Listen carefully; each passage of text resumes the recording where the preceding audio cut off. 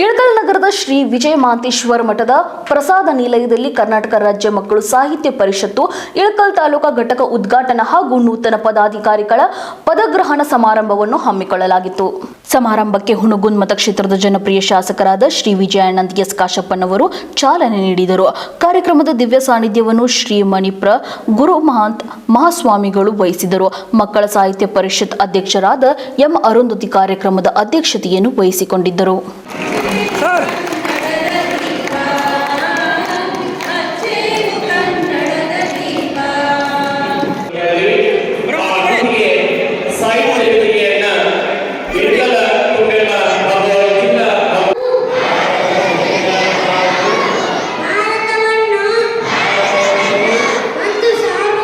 ಬಸವ ಅಂಬೇಡ್ಕರ್ ಅವರನ್ನು ಕೂಡ ಸ್ಮರಿಸುತ್ತಾ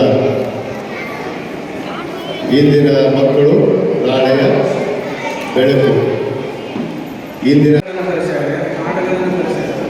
ಭಾಷಣಗಳನ್ನು ಅವರ ಮೂಲಕವಾಗಿ ಇವತ್ತಿನ ದಿವಸ ಎಲ್ಲ ಕಾರ್ಯಕ್ರಮಗಳು ನಡೀತಾರೆ. ಮಕ್ಕಳಲ್ಲಿ ಪ್ರತಿಭೆಯನ್ನು ಹೊರಗಡೆ ಬರತಕ್ಕಂಥ ಅದ್ಭುತವಾದಂಥ ಪರಿಕಲ್ಪನೆಯಲ್ಲಿ ಇಟ್ಟುಕೊಂಡು ಮಕ್ಕಳ ಅವರೇ ಸಾಹಿತ್ಯ ಪರಿಚಯ ಮಾಡೋದು, ಈ ರೀತಿಯಾದಂಥ ಸ್ಫೂರ್ತಿಯನ್ನು ತುಂಬುವಂಥ ಈ ಒಂದು ಸಾಹಿತ್ಯ ಪರಿಷತ್ತು.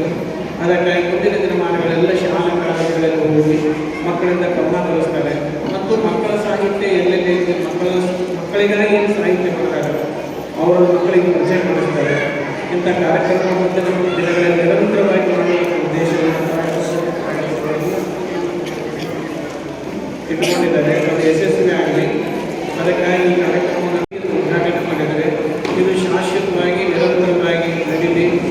ಮತ್ತು ನಾವು ಅಂಬೇಡ್ಕರ್ ಪಾತ್ರವನ್ನು ಹಾಕಿದಂಥ ಅಂಬೇಡ್ಕರ್ ವಚನ ಪೀಠಿಕೆಯನ್ನು ಸಂವಿಧಾನ ಪೀಠಿಕೆಯನ್ನು ಓದಿದರು, ಬಾಯಿಪಾಠ ಮಾಡುವುದಿಲ್ಲ, ನನಗೆ ಆತ್ಮವಿಶ್ವಾಸದಿಂದ ಹೇಳಿದ ಹುಡುಗ ಎಲ್ಲಿಯೂ ತಪ್ಪಲಿಲ್ಲ. ಅದು ಬಹಳ ಮುಖ್ಯ. ಇಳಕಲ್ ಘಟಕದ ಅಧ್ಯಕ್ಷರಾದಂಥ ಶ್ರೀಮತಿ ಎಂ ಅರುಂಧತಿ ಅವರೇ ಹಾಗೂ ಮುಖ್ಯ ಅತಿಥಿಗಳಾಗಿ ಉಪಸ್ಥಿತರುವಂಥ ಉಪನಿರ್ದೇಶಕರು, ನಮ್ಮ ಬಾಗಲಕೋಟೆ ಜಿಲ್ಲೆ ಹಾಗೂ ಡೈಟ್ ಆತ್ಮೀಯರಾದಂಥ ಬಿ ಕೆ ನಂಗನೂರು ಅವರೇ, ಉಪಸ್ಥಿತಿರುವಂಥ ನಮ್ಮ ಇನ್ನೋರ್ವ ಅಧ್ಯಕ್ಷರಾದಂಥ ಗಾಂಧಿನಗರ ಘಟಕ ಬೆಂಗಳೂರು ಡಾಕ್ಟರ್ ವೆಲ್ಕಪ್ಪ ಮಹೇಶ್ ಅವರೇ, ಹಾಗೂ ವೇದಿಕೆ ಮೇಲೆ ಅತಿಥಿಗಳಾಗಿ ಉಪಸ್ಥಿತಿರುವಂಥ ಶಿಕ್ಷಣಾಧಿಕಾರಿಗಳು ಸಂಘದ ಅಧ್ಯಕ್ಷರಾದಂಥ ಎಂ ಪಿ ಗೌಡ್ರು ಅವರೇ, ಹಾಗೂ ಶ್ರೀಮತಿ ಶಾಕುಂತಲ ಕಮತಿಗೆ ಅವರೇ, ಹಾಗೂ ಅತಿಥಿಗಳಾಗಿ ಮತ್ತು ಈ ಒಂದು ಕಾರ್ಯಕ್ರಮದ ವಿಶೇಷ ಉಪನ್ಯಾಸಕರಾಗಿ ಉಪಸ್ಥಿತರುವಂಥ ನಿವೃತ್ತ ಉಪನ್ಯಾಸಕರಾದಂಥ ರಾಮಗೌಡ ಸಂದೀಪನಿ ಅವರೇ, ಹಾಗೂ ನಿವೃತ್ತ ಶಿಕ್ಷಕರು ಆತ್ಮೀಯರಾದಂಥ ವಿಜಯ ಮಾಂತೇಶ್ ಗದ್ದರ್ಕೇರಿ ಅವರೇ, ನಾಗರಾಜ ಹೊಸೂರು ಅವರೇ, ಹಾಗೂ ನಮ್ಮ ಇನ್ನೋರ್ವ ಶಿಕ್ಷಕರು ಆತ್ಮೀಯರಾದಂಥ ಪರಶುರಾಮ ಪವಾರ್ ಅವರೇ, MS ಬೀಳಿಗೆ ಅವರೇ, ಹಾಗೂ ಈ ಕಾರ್ಯಕ್ರಮದಲ್ಲಿ ಪಾಲ್ಗೊಂಡಿರುವಂಥ ನಮ್ಮ ಪತ್ರಕರ್ತರಾದಂಥ ಸಚಿನ್ ಸ್ವಾಮಿ ಅವರೇ, ಶರಣಗೌಡ ನಂದಗೂಡು ಅವರೇ, ಹಾಗೂ ಉಪಸ್ಥಿತಿರುವಂಥ ಯಾವತ್ತೂ ನೂತನವಾಗಿ ಆಯ್ಕೆಗೊಂಡಿರುವಂಥ ಎಲ್ಲ ಪದಾಧಿಕಾರಿಗಳೇ ಹಾಗೂ ಗುರುಗಳೇ, ಗುರುಮಾತೆಯರೇ, ಹಾಗೂ ವಿದ್ಯಾರ್ಥಿನಿಯರೇ, ಗುರು ಹಿರಿಯರೇ, ತಾಯಂದಿರೇ, ಯುವ ಮಿತ್ರರೇ, ಮಾಧ್ಯಮದ ಸ್ನೇಹಿತರೆ, ಎಲ್ಲರಿಗೂ ನನ್ನ ಶರಣು. ಇವತ್ತು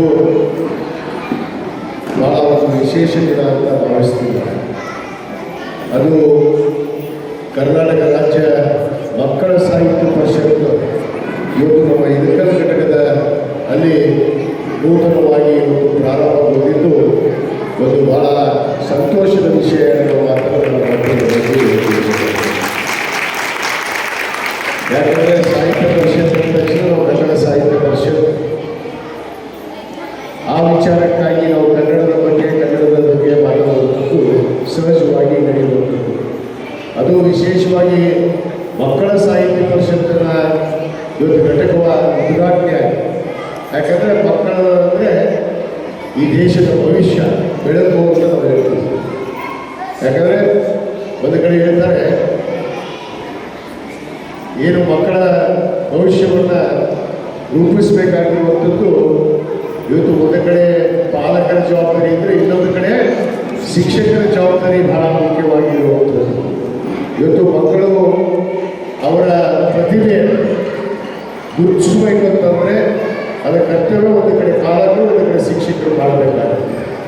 ಅದರಲ್ಲಿ ನಮ್ಮ ಮಕ್ಕಳಲ್ಲಿರುವಂಥ ಅನೇಕ ಅರಿಯಲಾಗದಂಥ ಶಕ್ತಿ, ಅದರಲ್ಲಿ ಮಕ್ಕಳಲ್ಲಿರುವಂಥ ಬಹಳಷ್ಟು ಶಕ್ತಿಗಳು. ಯಾಕಂದರೆ ಪ್ರಸ್ತುತ ಕಾಲದಲ್ಲಿ ಇವತ್ತು ನಾವು ನೋಡಬೇಕು ಅಂದರೆ ಮಕ್ಕಳು ಯಾವರಿಗಿಂತ ಕಡಿಮೆ ಇಲ್ಲ ಅನ್ನೋದಕ್ಕೆ ಇವತ್ತು ಅನೇಕ ರೀತಿಯಲ್ಲಿ ಸಾಧನೆ ಮಾಡಿದ ಮಕ್ಕಳು ನಮ್ಮ ಮುಂದೆ ಕರ್ಕೊಂಡು ಇದ್ದಾರೆ ಅನ್ನೋ ಮಾತನ್ನು ಇವತ್ತು ನಾವು ತಿಳ್ಕೊಳ್ಬೇಕಾಗಿದೆ. ಆದ ಕಾರಣ ಆ ಮಕ್ಕಳಲ್ಲಿರುವಂಥ ಒಂದು ಶಕ್ತಿಯನ್ನು, ಸಾಮರ್ಥ್ಯವನ್ನು, ಸಾಹಿತ್ಯವನ್ನು, ಆ ಕಲೆ ಆಗಿರ್ಬೋದು, ಆ ವಿದ್ಯೆ ಆಗಿರ್ಬೋದು, ಅದನ್ನು ಗುರುತಿಸಿ ಇವತ್ತು ಅದರ ಬೆಳಕನ್ನು ಚೆಲ್ಲುವಂಥ ಕೆಲಸ ನಮ್ಮ ಶಿಕ್ಷಕರು, ಒಂದು ಕಡೆ ಪಾಲಕರು ಭಾಳ ಜವಾಬ್ದಾರಿಯುತವಾಗಿ ಮಾಡಬೇಕಾಗುತ್ತೆ. ಯಾಕಂದರೆ ಅನೇಕ ಇವತ್ತು ಸ್ಪರ್ಧೆಗಳನ್ನು ಕೂಡ ತಾವು ಆಯೋಜಿಸಿದ್ದೀವಿ.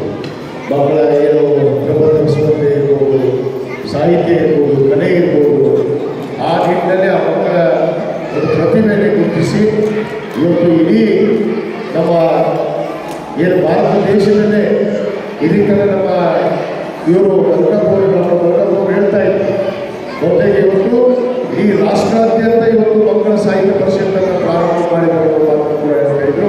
ನಿಜವಾಗಲೂ ಇದು ಬದಲಾವಣೆಯನ್ನು ಮಕ್ಕಳಿಂದ ಪ್ರಾರಂಭ ಆದಾಗ ಈ ದೇಶವನ್ನು ಮಟ್ಟಕ್ಕೆ ಇವತ್ತು ಸರಿಯಾದ ರೀತಿಯಲ್ಲಿ ನಡೆಯೋದಕ್ಕೂ ಕೂಡ ಸಾಧ್ಯ ಆಗುತ್ತೆ ಅನ್ನೋದಕ್ಕೆ ಇವತ್ತು ಈ ದೇಶದಲ್ಲಿ ಇವತ್ತು ಮಕ್ಕಳ ಸಾಹಿತ್ಯ ಪರಿಷತ್ತು ಪ್ರಾರಂಭ ಆಗಿದೆ. ಆ ನಿಟ್ಟಿನಲ್ಲಿ ನಮ್ಮ ಎಲ್ಲರೂ ಕೂಡ ಇವತ್ತು ಪ್ರಾರಂಭ ಆಗಿದ್ದು ಭಾಳ ಸಂತೋಷ.